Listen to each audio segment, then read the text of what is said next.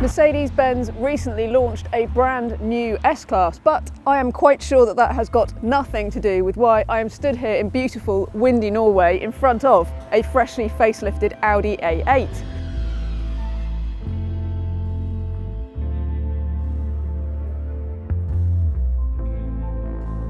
Now, to be honest, the Audi actually was in its midlife, so it needed a refresh anyway. So Audi has given it lots of lovely new tech, including these headlights, which are one of the sort of party features it's got. These have got 1.3 million micro mirrors in these headlights, and they can be moved about 5,000 times a second. So, I mean, you know, if they don't light your way home, they can probably launch a rocket or something. The processing power in those headlights is insane.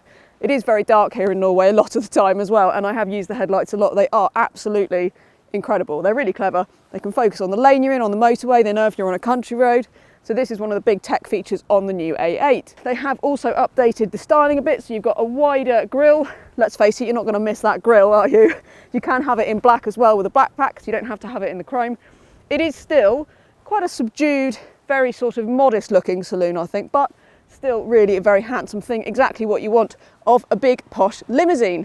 Now, before we get inside and have a closer look and take it for a drive, don't forget to like the video, subscribe to the CarGurus UK YouTube channel, and turn on your notifications so that you don't miss any of our videos. Of course, the A8 is in many ways more about the back seats than it is about the front, and it doesn't disappoint back here either.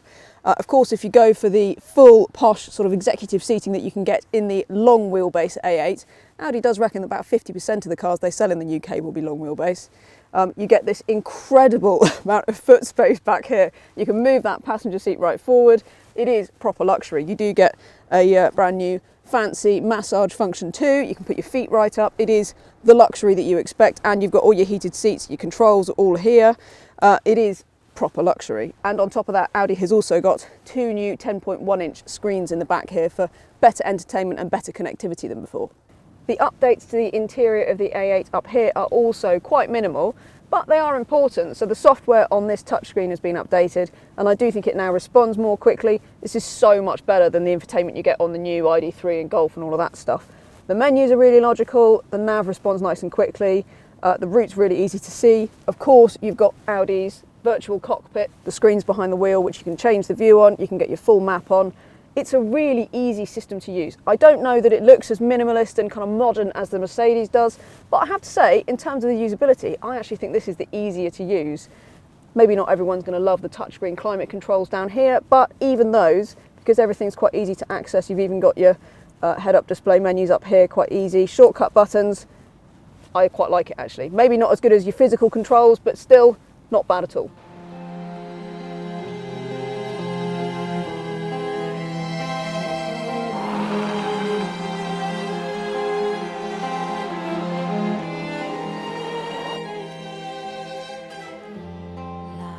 For a car that is about 4 or 5 years old, it doesn't feel old at all, this car. Not in terms of the infotainment, not in terms of the way it drives, the look of it. I think it still feels remarkably on point, you might say. Let's address the other elephant in the room, in that Audi bringing this car to the UK and to Europe with an enormous V8 in the S8. Well, it does feel, in 2021, with the current political climate and otherwise, as we transition to EVs, I think it feels somehow less acceptable in a big saloon like this than it does in, you know, proper performance cars and that kind of thing. Let's point out, Audi is far from alone. There is going to be a V8 version of the Mercedes. There's already the AMG 4-door. There's also the Range Rover being launched, brand new Range Rover. They're going to have a 4-litre V8 in that as well.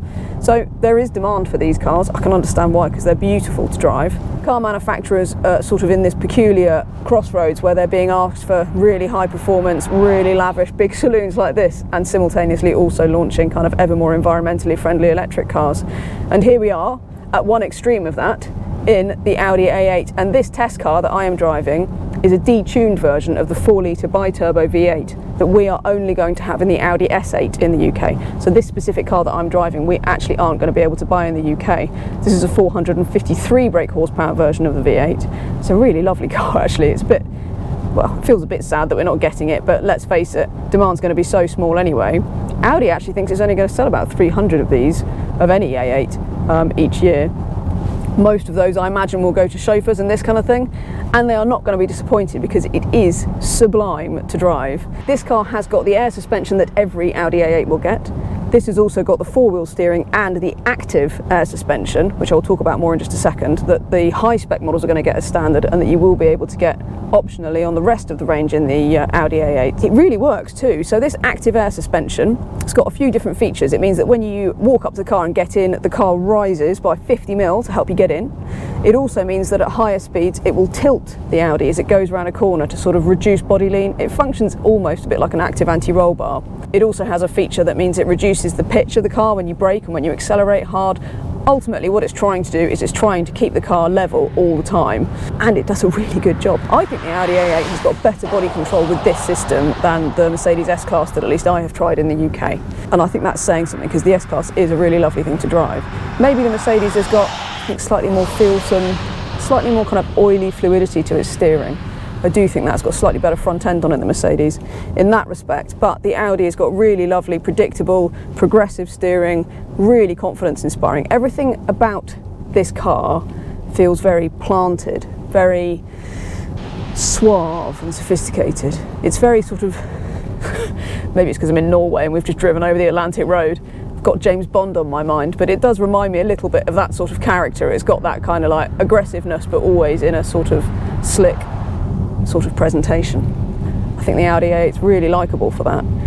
It's really nice to drive on a country road, but let's face it, it's all about comfort, and the ride comfort is fantastic. So this predictive system that it has with the camera on the front of the car, it reads the road ahead, and as part of our active air suspension system, it will actually adjust the suspension ahead of any bumps and this kind of thing, at town speeds at least. And that too works really well. You don't end up with any wallowing. It's quite remarkable how smooth this car is, even on a fairly scruffy road, and yet how little kind of body, you don't get that heaving that you get often in big heavy cars like this. It's a 5.2 metre car. You can get this in long wheelbase as well as standard wheelbase as well, of course. It's just really peachy to drive. I don't think you're going to have any quibbles at all, no matter whether you're coming at this from the point of view of a chauffeur, somebody who wants to buy this car and drive it and enjoy it. It's really, really beautiful. It feels very effortless in any situation, basically, which is exactly what you want. The gap between the Mercedes S-Class, which, let's face it, has kind of led this sort of genre of car for a long time, I think that gap has really narrowed in the last few years with this generation of the A8 and the latest 7 Series 2, and I think even with the new Mercedes S-Class, I think the Audi is closer than ever, and I think it might persuade even more people than ever to head for Audi rather than Mercedes. It'll be interesting to get them side by side in the UK for sure, and in the meantime I have to say this is just a really, really lovely thing to drive. And if you do want an A8, maybe you want a used one, why don't you head to cargurus.co.uk, because there you will find a whole host of fantastic used cars.